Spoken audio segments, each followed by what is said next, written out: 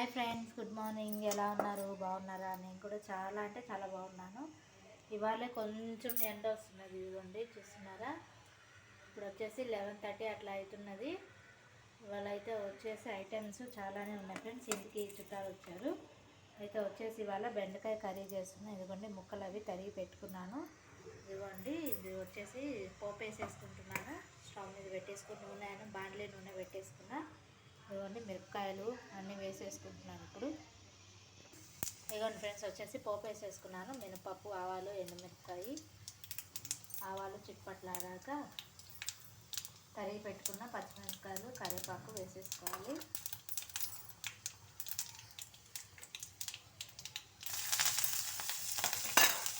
అది వేగిపోయిన తర్వాత వచ్చేసి ఫ్రెండ్స్ మనము తరిగి పెట్టుకున్న బెండకాయ ముక్కలు కూడా వేసేసుకున్నాము.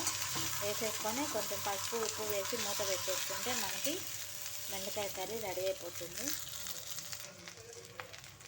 ఇదిగోండి వచ్చేసి కొంచెం ముక్క మెత్తపడుతుంది కదా ఫ్రెండ్స్. వచ్చేసి ఇప్పుడు మనం ఇందులోకి కొంచెం పసుపు వేసేసుకున్నాము. ఈ పసుపు అంతా కూరకి పట్టేటట్టు మొత్తము కలిపేసుకున్నాము. చూస్తున్నారా కూర ఫ్రెండ్స్. వచ్చేసి మీకు ఇట్లా జిగటగా ఇష్టం లేకపోతే కొంచెం బియ్యం పిండి కూడా మనం కలుపుకోవచ్చు. బియ్యం పిండి, శనగపిండి కలుపుకుంటే ఫ్రై లాగా వచ్చేస్తుంది. ఇప్పుడు కూర రుచికి సరిపడా ఉప్పు వేసేసుకుందామండి.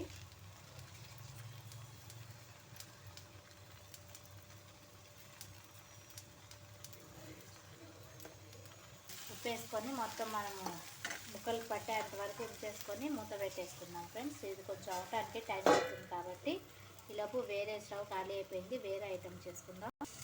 ఇంకొక ఐటెం వచ్చేసి వంకాయలు పచ్చడి చేస్తున్నానండి. ఇదిగోండి వంకాయలు కాల్చి పెట్టేసుకున్న, చింతపండు, ఇదిగోండి టొమాటో, మిరపకాయలు, పోపు దినుసులు అన్నీ వేసుకొని రెడీగా పెట్టుకోవాలి.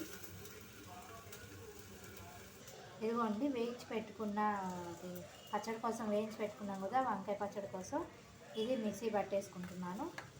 మిరపకాయలు, పప్పు దినుసులు అన్నీ ఇది మిక్సీ పట్టేసుకున్నాక ఫ్రెండ్స్ మనం నానబెట్టుకున్న చింతపండు కూడా ఇందులో వేసేసుకోవాలి. వేసేసుకొని ఇదిగోండి ఇవి ఉన్నాయి కదా వంకాయలు, పొట్టు తీసేసి ఉప్పు వేసుకొని మిక్సీ పట్టేసుకుంటే పచ్చడి అనేది మనకి రెడీ అయిపోతుంది. వంకాయ పచ్చడి వచ్చేసి ఇది మిక్సీ పట్టేసుకున్నానండి. వచ్చేసి ఉప్పు వేసేసాను. తోలు తీసి పెట్టుకున్న వంకాయకు ఇవి కూడా వేసేసుకోవచ్చు. వేసేసుకొని కొత్తిమీర కొంచెం యాడ్ చేసేసుకొని కొంచెం కచ్చా పచ్చాగా మిక్సీ పట్టేసుకుంటే చట్నీ చాలా టేస్టీగా ఉంటుంది. ఇదిగోండి మిక్సీ పట్టేసుకున్నాను. వంకాయ పచ్చడి అనేది రెడీ అయిపోయింది. ఇప్పుడైతే ఇది వచ్చేసి సర్వింగ్ బౌల్లోకి పెట్టేసుకుంటున్నాను. ఇదైతే వచ్చేసి సాంబార్ ఫ్రెండ్స్. వచ్చేసి 3 ఐటమ్స్ చేసిన 3-4 మనమైతే ఏదో ఒకటి వేసుకొని తింటాం, కానీ వాళ్ళు వచ్చినప్పుడు మంచిగా చేసి పెట్టాలి కదండి, అందుకని. ఇదిగోండి సాంబార్ ఇంకా పోపు పెట్టేసుకుంటే సాంబార్ అనేది అయిపోతుంది. ఇదిగోండి ఇదైతే వచ్చేసి కర్రీ ఫ్రెండ్స్. వచ్చేసి బెండకాయ అయిపోతుంది. ఇదిగోండి దగ్గర పడిపోయింది.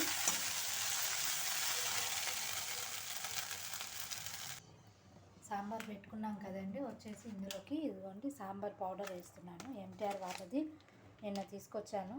సాంబార్ పౌడర్ వేస్తే టేస్ట్ చాలా బాగుంటుంది.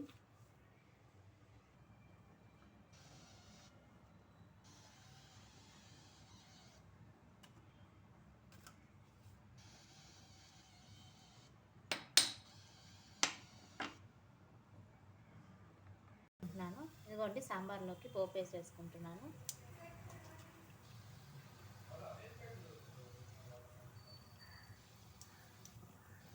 ఇదిగోండి సాంబార్లో పోపు కూడా పెట్టేసుకున్నాను. ఇంగు వేసాను కదా, మంచి స్మెల్ వస్తున్నది.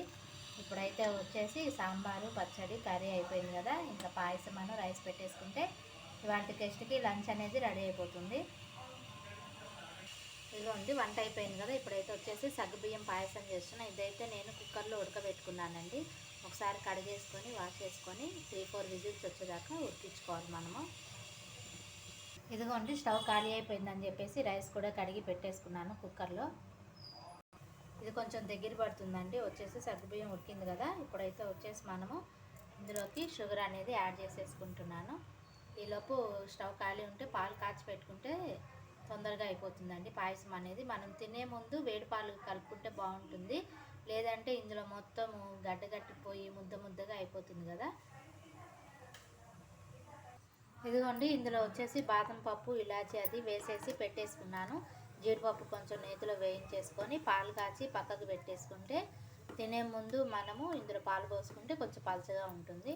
మీకు ఇష్టం ఉంటే ఇందులో సేమియా కూడా యాడ్ చేసుకోవచ్చు. పాయసంలోకి జీడిపప్పు తీసుకున్నానండి. ఇదిగోండి తీసుకొని ఇదిగో నెయ్యి పెట్టేసుకున్నాను. కొంచెం నేతిలో వేయించుకుంటే మనకి టేస్ట్ బాగుంటుంది. వేయించి పెట్టుకున్న జీడిపప్పు ఇందులో వేసేసుకుందామండి.